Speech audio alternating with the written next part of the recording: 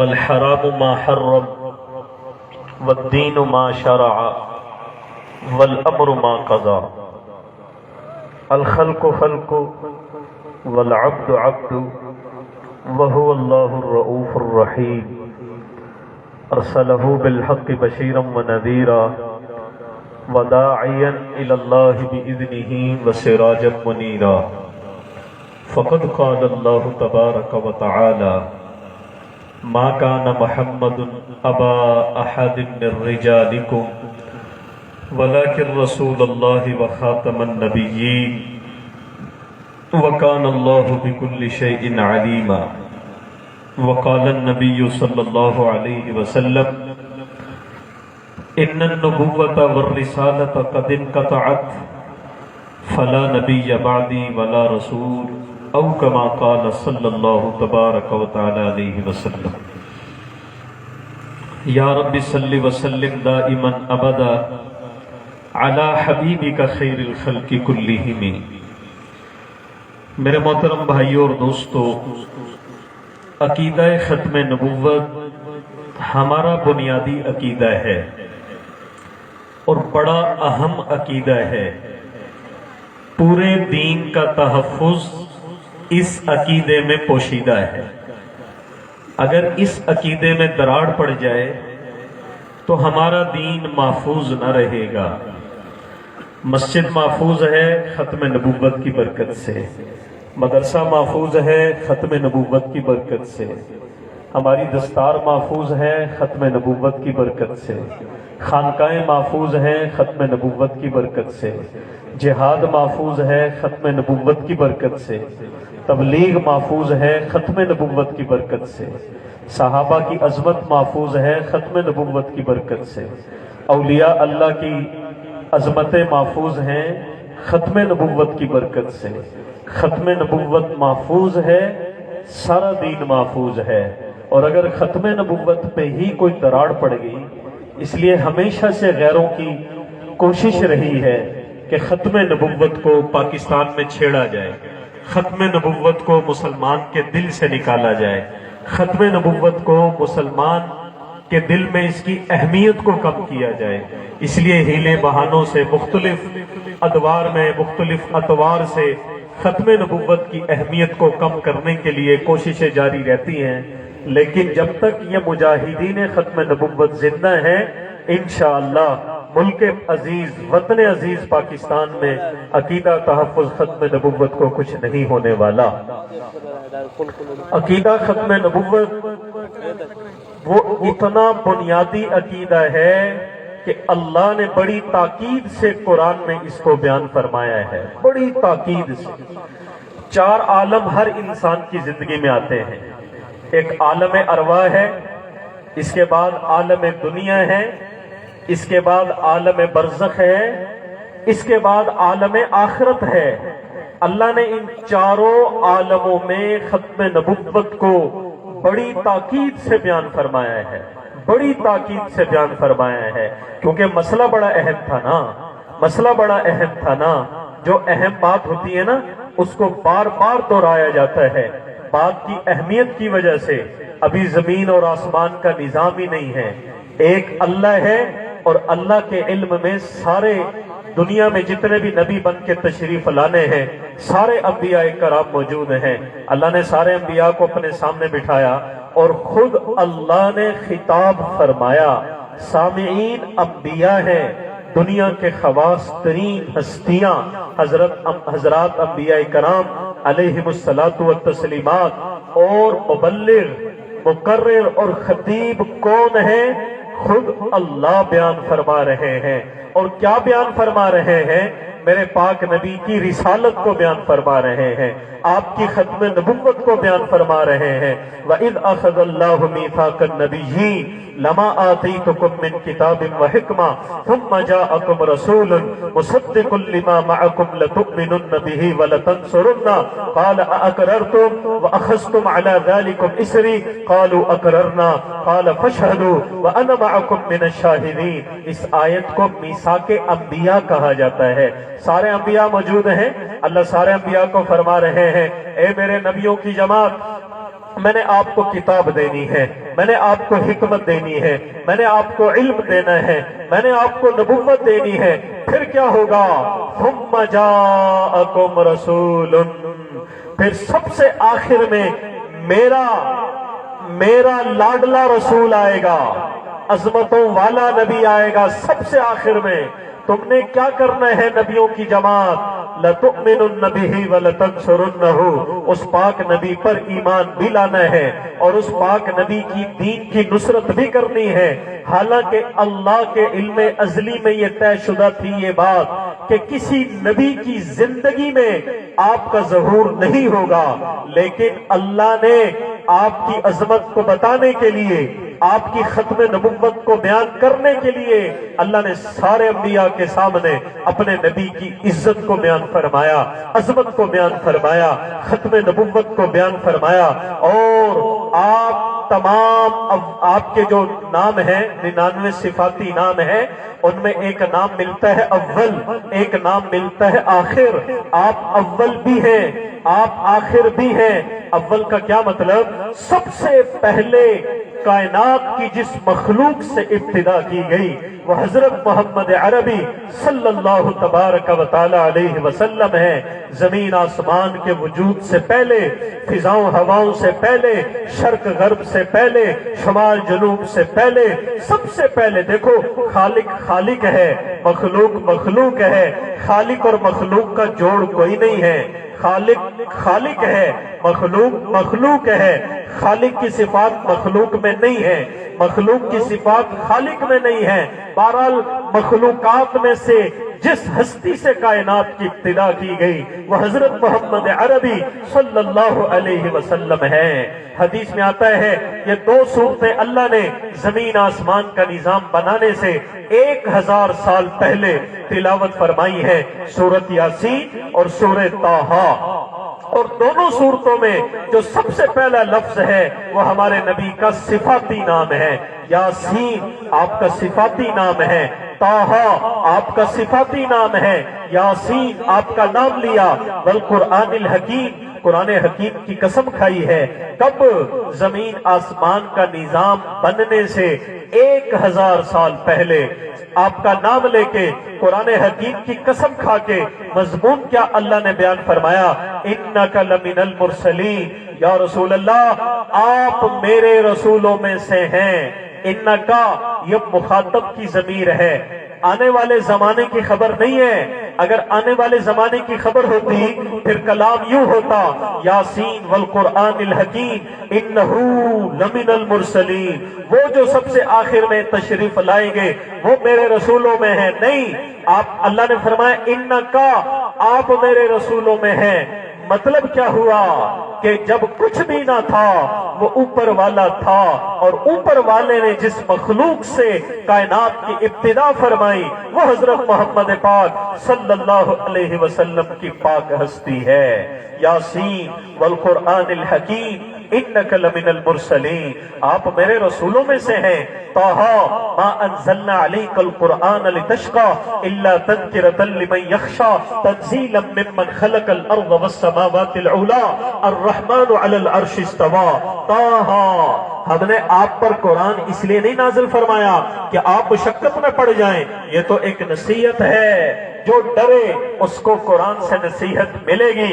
ان ہوا الا ذکر وقرآن مبین، یہ تو ایک نصیحت ہے۔ فمن شاء ذکر، جس کا دل چاہے نصیحت کو کیچ کرے، جس کا دل چاہے قرآن پڑھ کے ہدایت لے لے، جس کا دل چاہے قرآن کے ذریعے سے ہی گمراہ ہو جائے۔ یضل بہ کثیرا ویہدی بہ کثیرا، بہت سارے لوگ قرآن پڑھ کے ہدایت پا جاتے ہیں، بہت سارے لوگ قرآن ہی پڑھ کے گمراہ ہو جاتے ہیں۔ یہ تو ایک نصیحت ہے۔ وما علمناہ الشعر وما ينبغی لہ، یا رسول اللہ ہم نے آپ کو شعر و شاعری نہیں سکھائی، نہ ہی آپ کے لیے یہ مناسب ہے۔ اللہ نے آپ کو قرآن دیا ہے۔ انا اعطیناک الکوثر فصل لربک وانحر ان شانئک هو الابتر، یا رسول اللہ ہم نے آپ کو کوثر دی ہے۔ بہت سارے معنی علماء نے لکھے لکھے ہیں ایک معنی کوثر کا قرآن بھی ہے۔ اللہ نے آپ کو ایسا بلیغ معجزہ قرآن پاک کی شکل میں دیا ہے، ساری دنیا اس جیسی کتاب لانے سے عاجز ہے۔ قل ان اجتمعت الانس والجن على ان يأتوا بمثل هذا القرآن ولو كان بعضهم لبعض ظهيرا، سارے انسان جنات ایک دوسرے کے مددگار ہو جائیں، قرآن جیسی ایک آیت لاویں، ایسا نہیں ہو سکتا، ایسا نہیں ہو سکتا۔ ان لم تفعلوا فان لم تفعلوا ولن تفعلوا، نہیں لا سکتے، ہرگز نہیں لا سکتے۔ یہ قرآن مقدس میرے نبی کا سب سے بڑا معجزہ ہے، سب سے بڑا اعجاز ہے۔ شعر و شاعری کا زمانہ تھا، جب آپ تشریف لائے چھوٹی سی آیت نازل ہوئی، انا آتیناک الکوثر فصل لربک وانحر ان شانئک هو الابتر، آپ نے اس کو لکھوایا اور سامنے حرم میں لٹکوا دیا۔ بڑے بڑے شعراء آئے، جب اس چھوٹی سی سورت کو پڑھتے تھے اپنی انگلیاں دانتوں میں دے کے چباتے تھے۔ یہ نہ نظم ہے، یہ نہ نثر ہے، ما ھذا قول البشر، یہ کسی انسان کا کلام نہیں ہے۔ اتنا بلیغ کلام، اتنی بڑی نعمت، لیکن اس امت کی بدقسمتی ہے، یہ امت قرآن سے اپنا تعلق نہ جوڑ سکی، اس امت نے قرآن سے رہنمائی نہ لی، اس امت نے سیاست قرآن کے مطابق نہ کی، اس امت نے عدالت قرآن کے مطابق نہ کی، اس امت نے شادی قرآن کے مطابق نہ کی، اس امت نے تجارت قرآن کے مطابق نہ کی، اس امت نے قرآن سے رہنمائی نہ لی۔ اس لیے ہم ذلت اور ذلت اور ذلت، ہر آنے والا دن مسلمانوں کے لیے ذلت کا پیغام لے کے آ رہا ہے۔ میرے بھائیوں، جب تک ہم قرآن کی طرف نہیں لوٹیں گے، جب تک قرآن کو ہم سینے سے نہیں لگائیں گے، جب تک ہم قرآن کو نہیں پڑھیں گے، جب تک ہم علماء سے قرآن کا ترجمہ نہیں پڑھیں گے، ہمارا زمانہ نہیں بدل سکتا، ہم اسی طرح ذلت کا شکار رہیں گے۔ تبدیلی کی کتاب تو قرآن ہے، انقلاب کی کتاب تو قرآن ہے۔ زمانہ کوئی بھی معاشرہ قرآن چھوڑ کے امن پا جائے، سکون پا جائے، اطمینان پا جائے، ای خیالست و محالست و جنون، یہ خیال ہے، محض وہم ہے، جنون ہے، ایسا نہیں ہو سکتا۔ وہ لوگ جس پہ روم کا بادشاہ حکومت کرنے کے لیے تیار نہیں تھا، میرے قرآن کی برکت سے اللہ نے ان کو ایسا بنایا، رضی اللہ عنہ ورضوا عنہ، ذالک لمن خشی ربہ کا لقب ان کو ملا، اولئک علی ھدی من ربہم واولئک ھم المفلحون کے القابات ان کو ملے۔ اولئک حزب اللہ، اولئک حزب اللہ، الا ان حزب اللہ ھم الغالبون، الا ان حزب اللہ ھم المفلحون، اولئک الذین امتحن اللہ قلوبہم للتقوی لہم مغفرۃ واجر عظیم وکلا وعد اللہ الحسنى۔ اتنے بڑے بڑے القابات اللہ نے ان کو دیے قرآن مقدس کی رہنمائی کی برکت سے۔ اس لیے میرے بھائیوں، اگر آج کے معاشرے کا تعلق قرآن سے قائم ہو جائے، اگر بیٹے کو پتہ چل جائے قرآن میں باپ کی عظمت کیا ہے، اللہ کہہ رہا ہے وَاخْفِضْ لَهُمَا جَنَاحَ الذُّلِّ مِنَ الرَّحْمَةِ وَقُلْ رَبِّ ارْحَمْهُمَا كَمَا رَبَّيَانِي صَغِيرًا لَا تَقُل لَّهُمَا اُفٍّ وَلَا تَنْهَرْهُمَا وَقُل لَّهُمَا قَوْلًا كَرِيمًا۔ اگر نوجوانوں کو بتایا جائے کہ اللہ کہہ رہا ہے اپنے والدین کے سامنے رحمت کے بازو بچھا دینا، ان کو جھڑکنا نہیں، ان کے سامنے اونچی بات نہ کرنا۔ آج یہ والدین کیوں ذلیل ہیں؟ کیونکہ اولاد کو قرآن نہیں پڑھایا، اولاد کو قرآن نہیں پڑھایا۔ یہ آج ہمارے ملک میں جس بھی محکمے میں چلے جاؤ، رشوت کے بغیر کام نہیں ہوتا، سود کے بغیر کام نہیں ہوتا۔ اگر ان کو قرآن پڑھایا جاتا، میرے جج کو قرآن پڑھایا جاتا، میرے آئی جی کو قرآن پڑھایا جاتا، میرے M N A M P A کو قرآن پڑھایا جاتا، میرے دفتروں میں بیٹھنے والے افسروں کو قرآن پڑھایا جاتا اور ان کو بتایا جاتا سود کتنی بڑی لعنت ہے۔ یا ایھا الذین آمنوا اتقوا اللہ وذروا ما بقی من الربا ان کنتم مؤمنین فإن لم تفعلوا فأذنوا بحرب من اللہ ورسولہ۔ ایمان والو، اللہ سے ڈرو۔ اللہ سے ڈرنے کا مطلب یہ ہے سودی معاملات چھوڑ دو۔ اگر تم ایسا نہیں کرو گے، اگر تم ایسا نہیں کرو گے، پھر اللہ نے دھمکی دی ہے، ٹھہر جاؤ، اللہ اپنے رسول کو ساتھ لے کر تمہارے خلاف جنگ کے لیے میدان میں آ رہا ہے۔ بتاؤ، جس ملک کی معیشت کے خلاف اللہ رسول کا اعلان جنگ ہو، وہاں امن کیسے آئے؟ وہاں اطمینان کیسے آئے, وہاں چین کیسے آئے. ارے پہلے اوپر والوں کو تو چھوڑو, اب تو میرا چھوٹا سا تاجر بھی ₹1,00,000 قرضہ دے کے اگلے مہینے 1,05,000 روپیہ واپس لے رہا ہوتا ہے. اللہ کی قسم زنا کتنا ہی گھناؤنا فعل ہے. اگر یہی اپنی ماں سے ہو تو اس کی گناوٹ اور زیادہ بڑھ جاتی ہے. میرے پاک نبی نے فرمایا سود کا 1 روپیہ درہم, 1 روپیہ پاکستان کی کیا ویلیو ہے, 1 روپے کی کیا ویلیو ہے. سود کا 1 روپیہ, ایک گاڑی نہیں, پلاٹ نہیں, گھر نہیں, صرف 1 روپیہ اپنی سگی ماں سے 36 مرتبہ منہ کالا کرنے سے بھی زیادہ بدتر ہے. لیکن اللہ رحم کرے, میرا سوداگر بھی سود پہ, اب سارے سود پہ کھاد اٹھاتے ہیں اور پھر اس کو کھیت میں ڈالتے ہیں. سودی قرضوں پہ ملک چلتا ہے. سود سے میرے نوجوانوں کو ترقی دینے کی کوشش کی جا رہی ہے. ارے یہ نہیں ہو سکتا, یہ نہیں ہو سکتا, کبھی نہیں ہو سکتا. ان کے خلاف تو اللہ رسول کی اعلان جنگ ہے. صرف 2 طبقے ایسے ہیں دنیا میں جن کے خلاف اللہ اور اس کے رسول کا اعلان جنگ ہے. ایک یہ سود خوروں کا طبقہ, اور ایک وہ طبقہ جو اللہ کے کسی بھی ولی کی شان میں گستاخی کرے.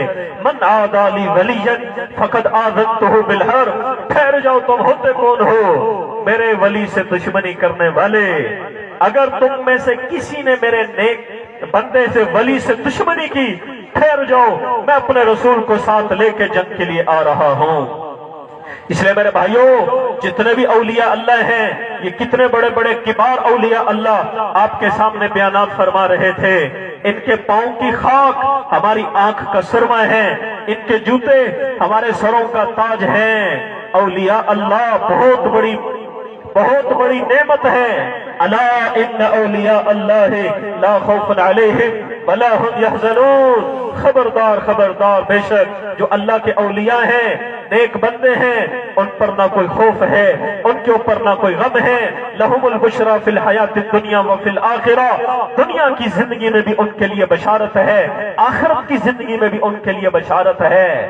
ہمارے سلسلہ عالیہ نقشبندیہ کے بہت بڑے پیر تھے حضرت خواجہ غلام علی دہلوی رحمت اللہ علیہ. عصر کی نماز کے بعد وہاں دہلی کی ایک نہر تھی, اس کے کنارے بیٹھ کے حضرت ذکر کیا کرتے تھے. تو ایک دفعہ ذکر کر رہے تھے, اللہ کا نام لے رہے تھے. زور سے اللہ کا نام لیتے تھے نا, تو پانی ایسے اچھلتا تھا نہر میں سے. تو سامنے ایک جوڑا جا رہا تھا. حضرت اپنی خودی میں بے خود ہیں, زور سے فرمایا اللہ اللہ اللہ. وہ ایسے پانی اچھلا نا, وہ خاتون کے کپڑوں کو جا کے لگ گیا. اس نے اپنے مرد کو بتایا, یہ جو بوڑھا بیٹھا ہوا ہے نا, اس نے مجھے چھیڑا ہے. ہاتھ میں عصا بھی تھی. اس عورت نے اپنے مرد کو کہا کہ اس نے جو ہے نا لاٹھی ماری ہے پانی میں, پانی اچھل کے میرے کپڑوں کو لگ گیا ہے. اس مرد کو بڑا غصہ آیا, غیرت آئی. ادھر سے ایسے واپس آیا اور آ کے حضرت شاہ غلام علی دہلوی رحمت اللہ علیہ کی شان میں گستاخی کی, ایسے شان میں گستاخی کی. تو حضرت تو اپنی بے خودی میں خود تھے, اللہ کا نام لے رہے تھے. ایسے نگاہ کھولی نا تو ایک دم اس نوجوان کے پیٹ میں درد ہو گیا اور ایسے دھڑم سے زمین پہ گرا اور مٹی میں لوٹ پوٹ ہو گیا. اس عورت ایسے معافی مانگنے لگی حضرت سے. حضرت نے فرمایا, بیٹا ہم اولیاء اللہ کی جماعت کسی کو ناجائز تھپڑ نہیں مارتے, کسی کے سامنے جو ہے ہم کوئی غلط کام نہیں کرتے, کسی کے اوپر ہم ظلم نہیں کرتے. لیکن بیٹا بات یہ ہے, میں نے اللہ کا نام لیا, اللہ کے نام سے پانی اچھلا, تیرے کپڑوں کو لگ گیا. تو نے اپنے یار کو بتایا, تیرے یار نے مجھے مار کے اپنے یار کا بدلہ لیا. تو جب تیرے یار نے مجھے مارا, پھر آسمان کی طرف دیکھ کے فرمایا, پھر میرے یار کو غصہ آیا. میرے بھائیوں, آج ہماری دوستی اللہ سے نہیں ہے, آج ہماری دوستی تو پیسے سے ہے, آج اس اللہ سے دوستی نہیں ہے. شاہ غلام علی دہلوی کیا فرماتے ہیں, تیرے یار نے مجھے مارا, تیرے کپڑوں کو پانی لگا, تیرے یار کو غصہ آیا, پھر تیرے یار نے مجھے مارا, پھر میرے یار کو غصہ آیا, پھر میرے یار نے اپنے یار کی محبت میں تیرے یار سے میرے یار کی محبت کا بدلہ لے لیا، گستاخی کا بدلہ لے لیا اور اس کے پیٹ میں درد کر دیا۔ فَفِرُّوا إِلَى اللَّهِ، اللہ نے قرآن میں ہمارا ذہن بنایا ہے، اللہ کی دوڑ لگاؤ، اللہ کی دوڑ لگاؤ۔ یہ دنیا تو فانی ہے، یہاں کی حکومت بھی فانی، یہاں کی عزت بھی فانی، یہاں کی دولت بھی فانی، یہاں کی حسن بھی فانی، یہاں کی ریل پیل بھی فانی، ہٹو بچوں کا شور بھی فانی۔ دوستی لگانی ہے تو اللہ سے دوستی لگاؤ جو لازوال ہے، بے مثال ہے۔ اللہم انت الاول فلیس قبلک شیء، اللہم انت الآخر فلیس بعدک شیء۔ سب سے پہلے اللہ، سب سے آخر میں اللہ، ماضی میں اللہ، حال میں اللہ، استقبال میں اللہ، شرق میں اللہ، غرب میں اللہ، شمال میں اللہ، جنوب میں اللہ، کائنات کی ایک ایک چیز میں اللہ۔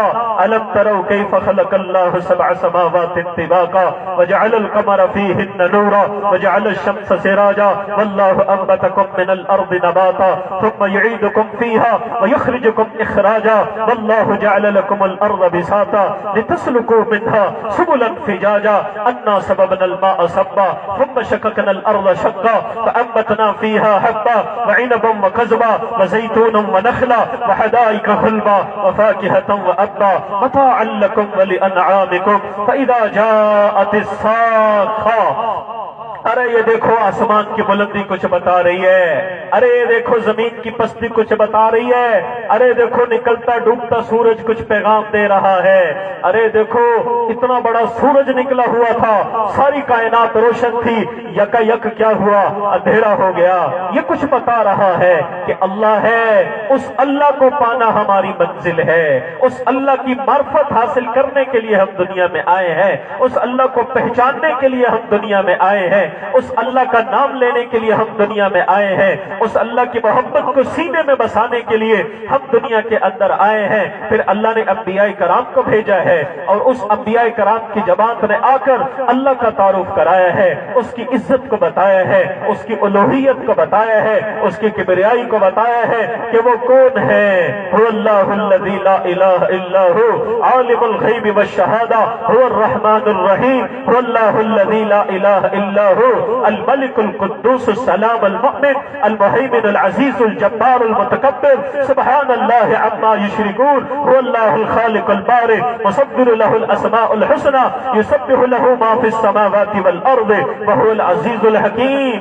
اللہ وہ اللہ ہے جو خالق بھی ہے، مالک بھی ہے، رازق بھی ہے، جبار بھی ہے، متکبر بھی ہے، باری بھی ہے، وہی سبحان اللہ العظیم ہے، وہی سب کچھ کرنے والا ہے۔ ما تشاءون الا ان یشاء اللہ رب العالمین، جو تم چاہو گے وہ نہیں ہوگا، جو اللہ چاہیں گے وہ ہوگا، جو اللہ چاہیں گے وہ ہوگا۔ تو میرے بھائیوں، آج کے سارے مسلمانوں کا تعلق قرآن سے جوڑا جائے، اتنی قرآن کی عظمت کو بیان کیا جائے کہ میرا ہر تاجر، میرا ہر آدمی وہ قرآن سے جڑ جائے۔ جب قرآن سے جڑیں گے نا، پھر قرآن عقیدہ بھی سکھائے گا، سنت بھی سکھائے گا، حیا بھی سکھائے گا، اخلاق بھی سکھائے گا، دیانت بھی سکھائے گا، سیاست بھی سکھائے گا، معاشرہ بھی سکھائے گا، آداب بھی سکھائے گا۔ پھر قرآن پاک تمہیں سب کچھ سکھائے گا، سب کچھ سکھائے گا۔ تو میں یوں کہہ رہا تھا، عالم ارواح ہے، عالم ارواح ہے، میرے پاک نبی کی ختم نبوت کو میرا اللہ بیان فرما رہا ہے۔ پھر یہ عالم دنیا بنی، اس دنیا میں سب سے پہلا انسان کون آیا؟ کوئی جواب دے گا اس بات کا مجمع میں سے؟ سب سے پہلا انسان دنیا میں کون آیا؟ کوئی جواب دے دے، اردو آتی ہے نا ساروں کو بھائی۔ پہلا انسان اس دھرتی پہ کون تھا؟ حضرت آدم علیہ السلام۔ سب سے پہلے انسان دنیا میں وہ ہیں آدم علیہ السلام۔ یہ جو دو کندھے ہوتے ہیں نا، کندھے دو شانے، مسند احمد میں روایت ہے، بین کتفی آدم مکتوب محمد الرسول اللہ وہو آخر الانبیاء۔ آدم علیہ السلام کے دونوں شانوں کے درمیان میں لکھا ہوا تھا محمد الرسول اللہ وہو آخر الانبیاء۔ محمد صلی اللہ علیہ وسلم اللہ کے رسول ہیں اور وہ سب سے آخری رسول ہیں۔ ابھی پہلا انسان ہے دھرتی پہ، میرا اللہ ختم نبوت کا اعلان کر رہا ہے۔ پھر اکیلے انسان تھے نا، ابھی اما حوا نہیں آئی تھی دنیا میں، ابھی اما حوا کی پیدائش نہیں ہوئی تھی، تو تنہائی کی وجہ سے وحشت ہونے لگی۔ اللہ تعالیٰ نے جبریل کو فرمایا، جبریل جاؤ، آدم کو وحشت ہو رہی ہے، جا کے میرے آدم کو اذان سناؤ۔ جبریل زمین پر تشریف لائے، جبریل نے کہا اللہ اکبر، اللہ بہت بڑا ہے، اشہد اللہ الہ الا اللہ، میں گواہی دیتا ہوں کہ اللہ کے سوا کوئی معبود برحق نہیں ہے، اشہد ان محمد رسول اللہ، میں گواہی دیتا ہوں کہ حضرت محمد صلی اللہ علیہ وسلم اللہ کے رسول ہیں۔ تو آدم علیہ السلام نے سوال کیا، من محمد یا جبریل، اے جبریل یہ محمد کون ہے جن کے رسول ہونے کی آپ گواہی دے رہے ہیں؟ تو جبریل کہہ رہے ہیں، ابھی پہلا انسان دنیا میں ہے، یا آدم ھذا من ولدک آخر الانبیاء، اے آدم علیہ السلام، یہ آپ کی نسل میں سے سب سے آخری نبی ہے جن کا نام ہے محمد صلی اللہ علیہ وسلم۔ مسئلہ بڑا اہم تھا نا، اس لیے اللہ نے جگہ جگہ ختم نبوت کو بیان کیا ہے۔ عالم بننے سے پہلے بھی دنیا کا پہلا انسان ہے، اس وقت بھی ختم نبوت کا بیان ہو رہا ہے۔ پھر جب شیس علیہ السلام پیدا ہوئے تو حضرت آدم علیہ السلام نے بڑی ضیافت کی، تو لوگوں نے پوچھا، بچوں نے پوچھا، بابا جی بڑی ضیافت، بڑا اکرام، بڑا کھانا؟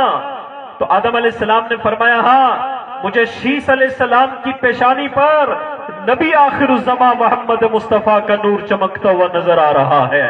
اس وقت بھی ختم نبوت، عالم ارواح میں ختم نبوت، عالم دنیا میں ختم نبوت، پھر پچھلے سارے انبیاء نے ختم نبوت کو بیان کیا۔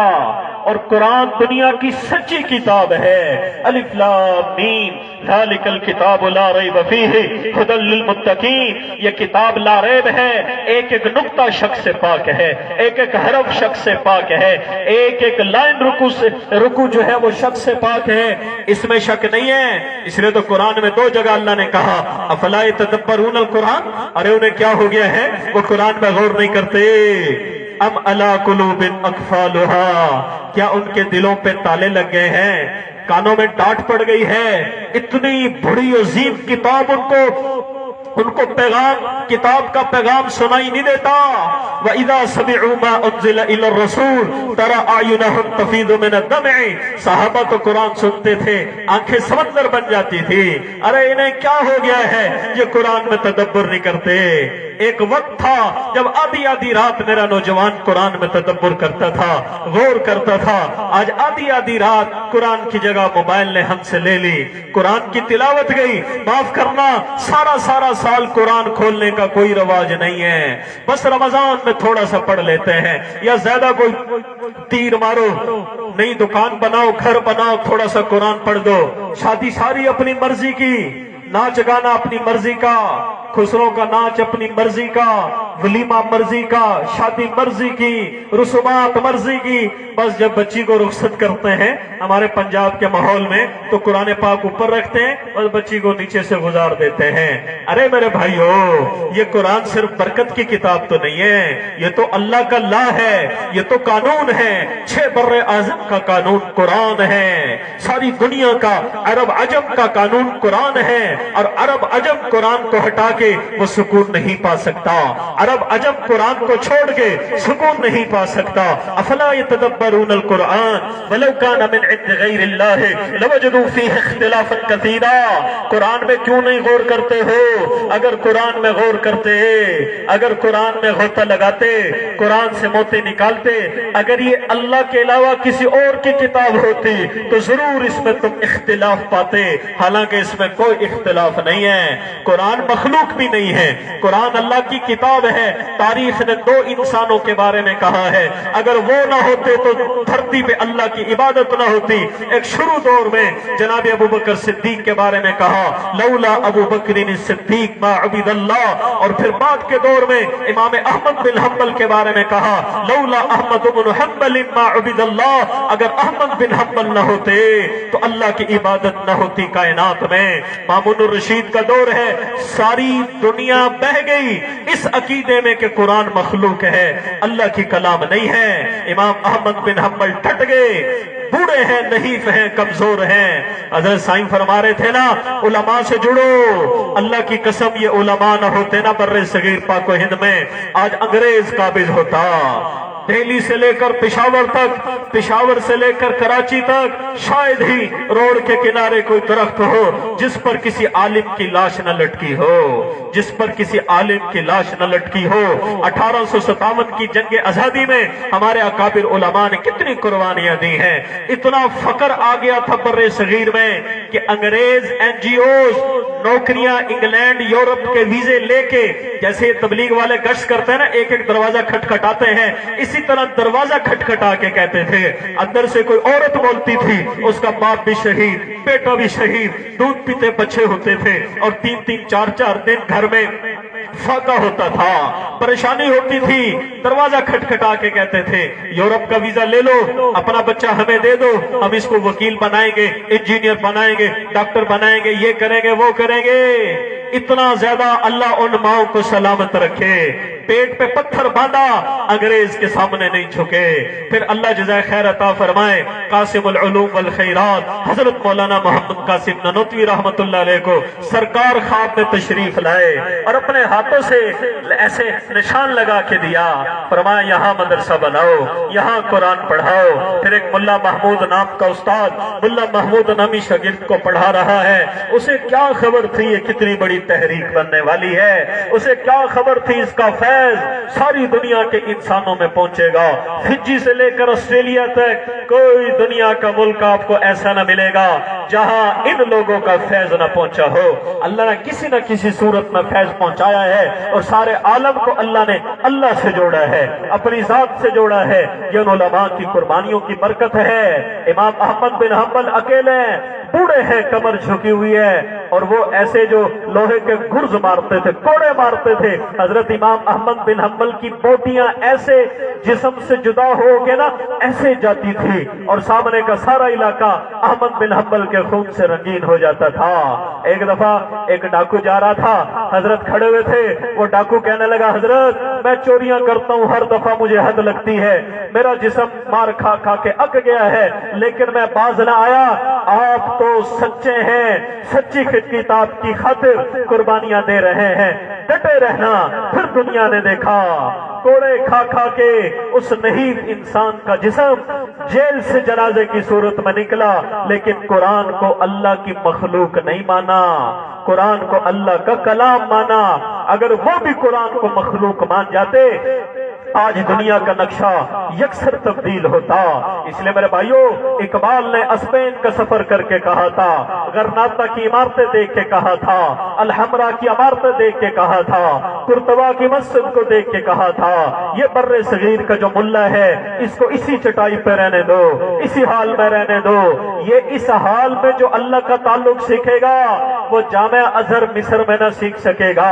اور پھر دنیا نے دیکھا ہمارے بر صغیر کے علماء 5-5 6-6 ہزار تنخواہوں پہ کس طرح دین کو، قرآن کو سنت سے مضبوطی سے جو ہے وہ پکڑے ہوئے ہیں۔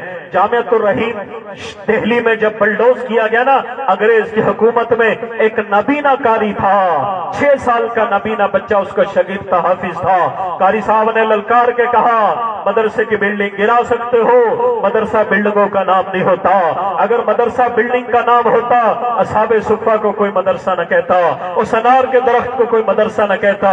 یہ تو زمانے کی ضرورت ہے کہ مدارس کی بلڈنگ بن گئی ہے، وگرنہ جہاں استاد شاگرد بیٹھا ہوا ہے، قرآن پڑھ رہا ہے، پڑھا رہا ہے، وہ مدرسہ ہے، وہ مدرسہ ہے، وہ مدرسہ ہے۔ تو مدرسہ بلڈنگ کا نام نہیں ہے۔ اس قاری صاحب نے جو ہے انگریز کی آنکھوں میں آنکھیں ڈال کے کہا تمہاری بلڈنگ گرا سکتے ہو، قرآن کے نسخے گنگا جمنا میں ڈال سکتے ہو، ان معصوم سینوں سے قرآن کیسے نکالو گے؟ پھر انگریز کو بگایا ان سفید پوش علماء نے، حافظ آمن شہید نے، حاجی امداد اللہ مہاجر مکی نے، ہمارے اکابر علماء نے کس طرح دی، اور یہ ملک پاکستان سونے کی چڑیا، یہ تحفہ ہمارے اکابر علماء کا ہمیں دیا ہوا ہے، ہمیں دیا ہوا ہے۔ تو میرے بھائیوں، اگر ہم چاہتے ہیں پاکستان میں امن ہو، چین ہو، سکون ہو، اطمینان ہو، تو عام مسلمان کا یہ ذہن بنانا ہوگا کہ قرآن سے جڑو، قرآن سے جڑو، قرآن سینے سے لگاؤ۔ امام اہل سنت مولانا سرفراز خان صفدر رحمہ اللہ نے اپنی کتاب میں لکھا ہے، ایک محدث تھے، محدث سلیمان، جب ان کے انتقال کا ٹائم آیا، بیٹی پاس بیٹھی رو رہی تھی، اور ابا نے پوچھا بیٹا کیوں رو رہی ہو؟ اس نے کہا ابا المناک سفر ہے، وحشتناک سفر ہے، قبر کا سفر بہت لمبا ہے، بہت لمبا ہے قبر کا سفر۔ تو حضرت نے فرمایا بیٹا پریشان نہ ہو، سننا میرے سندھ والے بھائیوں، میرے بزرگوں، دوستوں، سننا میں کیا کہنے لگا ہوں۔ وہ محدث سلیمان بیٹی کو کہہ رہے ہیں بیٹا پریشان نہ ہونا، تیرے باپ نے اس چارپائی پر بیٹھ کر 24,000 مرتبہ قرآن پاک تلاوت کر کے ختم کیا ہے، 24,000 مرتبہ۔ میں نے اپنی زندگی میں 100 بھی ختم کیے ہیں، اللہ رحم کرے 95% کو تو ناظرہ ہی کوئی نہیں پڑھنا آتا۔ کتنے ہمارے پارلیمنٹ میں سورہ اخلاص صحیح نہ پڑھ سکے، یہ زوال نہیں ہے تو اور کیا ہے، یہ بدقسمتی نہیں ہے تو اور کیا ہے۔ ایک دیندار عالم ادھر ہو، ایک دنیا دار زمیندار ادھر ہو، ہماری ترجیحات علماء نہیں ہوتی، یہ فقیر لوگ ہیں، یہ کیا کریں گے؟ میرے بھائیوں، پہلے بھی اللہ نے علماء سے کام لیا ہے، آج بھی علماء سے اللہ کام لے رہا ہے، اور مستقبل میں علماء ہی ہیں جو اس امت کی ڈوبتی کشتی کو بچائیں گے۔ اس لیے علماء سے اپنا تعلق پیدا کریں۔ ہمارے زوال کی وجہ باہر سے نہیں آئی، یہ زوال یاد رکھنا ہمیشہ اندر سے باہر آتا ہے۔ کوفہ میں چلو، کوفہ میں ایک 16 سال کا نوجوان ہے، عشاء کی نماز پڑھی، سلام پھیر دیا، اس نوجوان نے اپنا سر گھٹنوں میں دیا اور رونا شروع کر دیا۔ سارے لوگ دیکھیں نوجوان کو کیا ہو گیا، روئے جا رہا ہے، روئے جا رہا ہے، روئے جا رہا ہے۔ لوگوں نے سنت پڑھی، وتر پڑھے، مسجد کو تالا لگانا تھا، مسجد کا مؤذن آیا، بیٹا اٹھو تالا لگانا ہے۔ چچا آپ مجھے جانتے ہیں نا؟ ہاں ہاں میں جانتا ہوں، تیری کپڑے کی دکان ہے اس بازار کے اندر۔ چچا آج میں نے آج مسجد میں رہنا ہے۔ اچھا ٹھیک ہے بیٹا، میں جا رہا ہوں، صبح آؤں گا اذان کے لیے، میں تالا کھول دوں گا۔ مؤذن دیکھتا ہے، جب صبح وہ آیا مؤذن اذان دینے کے لیے، اس نے مسجد کا تالا کھولا تو وہ نوجوان اسی طرح اپنا سر گھٹنوں میں دیے رو رہا تھا، اپنا سر گھٹنوں میں دیے رو رہا تھا۔ اس نے کہا ارے بیٹا، ایسے آگے پیچھے سے تھپکی لگائی، بیٹا خیریت تو ہے؟ رات بھی رو رہے تھے، ابھی بھی رو رہے ہو، خیریت تو ہے؟ قرضہ تو نہیں ہے؟ اماں تو نہیں بیمار؟ کوئی مسئلہ تو نہیں؟ کوئی پریشانی تو نہیں؟ وہ نوجوان کہنے لگا چچا آپ نے عشاء کی نماز نہیں پڑھی؟ ہاں بھتیجے میں نے عشاء کی نماز پڑھی ہے۔ فرمایا چچا عشاء کی نماز میں امام کی تلاوت نے میرا سینہ چھلنی کر دیا، میرا سینہ چھلنی کر دیا۔ وہ چچا کہنے لگا بیٹا مجھے تو پتہ بھی نہیں امام صاحب نے رات کیا پڑھا تھا۔ تو وہ کہنے لگا رات امام نے پڑھا تھا اذا زلزلت الارض زلزالها واخرجت الارض اثقالها وقال الانسان ما لها يومئذ تحدث اخبارها بان ربك اوحى لها يومئذ يصدر الناس اشتاتا ليروا اعمالهم فمن يعمل مثقال ذرة خيرا يره ومن يعمل مثقال ذرة شرا يره۔ پڑھنے کو تو میں نے بھی پڑھ دیا، سننے کو آپ نے سن لیا، لیکن اس تلاوت نے میرے دل کو نہیں چیرا، کوفہ کے 16 سال کے نوجوان کے دل کو چیرا، اور وہ نوجوان ساری رات سے رو رہا، ساری رات رو رہا۔ اس صورت میں اللہ کیا کہہ رہے ہیں؟ اللہ زمینوں کو ہلائے گا، یہ زمین اپنے بوجھ باہر نکالے گی۔ اس کی 2 تفسیریں ہیں، ایک زمین اپنے بوجھ نکال دے گی کی تفسیر یہ ہے کہ زمین کا سارا سونا چاندی باہر آ جائے گا، اور اس سونے کی طرف کوئی دیکھنے والا بھی نہیں ہوگا کیونکہ قیامت کا ڈنکا بج چکا ہوگا۔ ایک تفسیر تو یہ ہے، پھر آدمی اپنے منہ میں انگلی رکھ کے چبائے گا اور کہے گا اوہو اسی سونے کی خاطر بھائی نے بھائی کو گولی ماری تھی، اسی سونے کی خاطر بیٹا باپ کو گولی چلانے لگا تھا، اسی سونے چاندی کی خاطر، اسی جائیداد کی خاطر بھائی نے بہن کو باپ کی جائیداد سے محروم کیا تھا۔ آج اس کو کوئی دیکھنے والا نہیں ہے، दूसरी तफसीर इसकी यह है, जिस जमीन के हिस्से पे नेकी की होगी वो हिस्सा जमीन का बोल के पुकार के कहेगा, या अल्लाह फला बिन फला ने यहाँ सजदा किया था, फला बिन फला ने यहाँ शराब पी थी, फला बिन फला ने यहाँ जिना किया था, फला बिन फला ने यहाँ चोरी की थी। जमीन का एक एक टुकड़ा इंसान के हक में या इंसान के खिलाफ गवाही देगा। वकाल इंसान मालहा, इंसान कहेगा अरे वाह ये क्या हो गया, आज जमीन भी बोल रही है। यौमइज़िन तुहद्दिसु अखबारहा, जमीन आज खबरें बयान कर रही है। हाँ हाँ, बिअन्न रब्बका औहा लहा, इसलिए कि तेरे रब ने उसको बोलने का हुक्म दिया है। अल्लाह कादिर मुतलक है, दुनिया में जबान बोलती है, आखिरत में जबान को ताला होगा। अल यौम नख्तिम अला अफवाहिहिम व तुकल्लिमुना ऐदीहिम व तशहदु अर्जुलुहुम बिमा कानू यक्सिबून, आज जबान को ताला है, आज हाथ बोलेंगे, आज पांव बोलेंगे। इन पांव से कहां चल के गए थे, मस्जिद में गए थे या क्लब में गए थे, नमाज पढ़ने गए थे, जलसा सुनने गए थे या शराब पीने गए थे, नेकी की महफिल में गए थे या बदी की महफिल में गए थे, आज पांव बोलेंगे।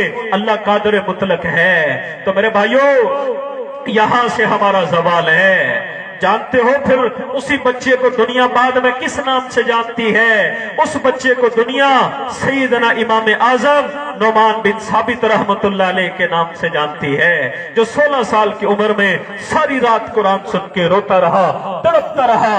आज